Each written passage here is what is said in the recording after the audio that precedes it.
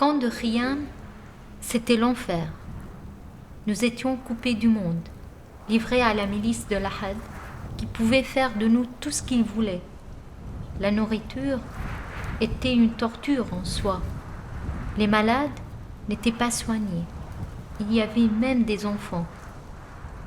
Nous restions avec cette peur entre les bruits des menottes, des clés, les pas des geôliers, les cris des détenus sous la torture, 24 heures sur 24 heures.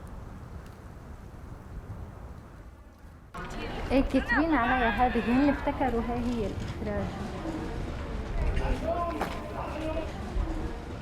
تطلعي على ايد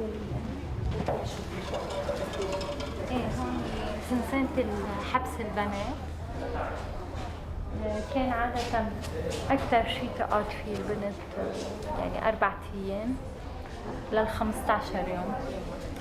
أنا كنت أكثر فترة بقعد فيها للزنزانة، قعدت فيها 2.5 وعدد الباب يصير الاتصال. طبعا الشباك ممنوع ينفتح، الشباك الفوقاني ممنوع ينفتح. هيدي درفة المي ما كانت موجودة، فكانت بالشتاء طبعا المي كلها تفوت لجوا. بننجبر نقعد بالزاوية مع الحيط هونيك وننام بالعرض، يعني نضلنا ماخدين أقصى المسافة بهالشكل، يعني أكثر من هالبلاطين ونص لأن المي توصل لهم. أول شي ما كان معي شي، يعني كنت أنا وكلبة جاز. هلا لينام الواحد ينام هيك في بده ينام، فأنا بضطرهم ليسكروا بقلب إيدي بقدم الكلبشة لقدام وبنام بالكلبشة، وبس حس عليهم الصبح بقلب إيدي لورا. هذا وقت كانوا إيديك لورا. لما كانت إيدي وإجري ما مشكلة، على أساس إيدي وإجري وبنام على الأرض؟ ولا في حرام؟ لا ما كان. بقيت 3 أشهر بلا حرام وبلا شيء، بس طبعا كانت أنظف. أنا كنت حافظ على نظافة الغرفة كتير، كنت بلش أعزل فيها دغري أول ما فوت زلت مي على الشبابيك. لما كان من بعد ما قاموا لي الكلبشات كنت أطلع على الحيط بس للمراقبة، الهدف ما كان رياضي.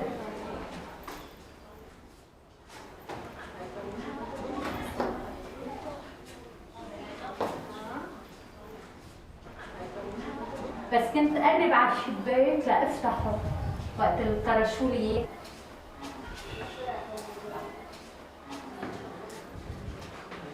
طبعا ما نط لما انزل كرمال ما يسمع خبطة.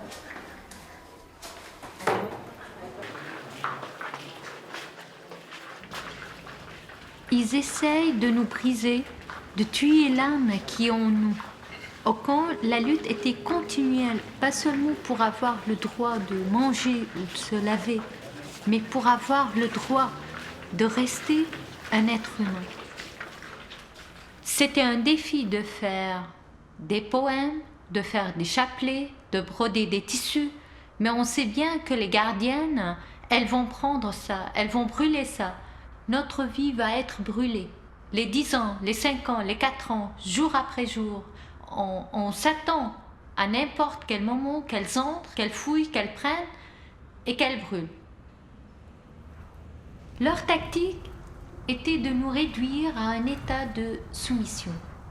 La nôtre était de tenir avec le plus de dignité possible.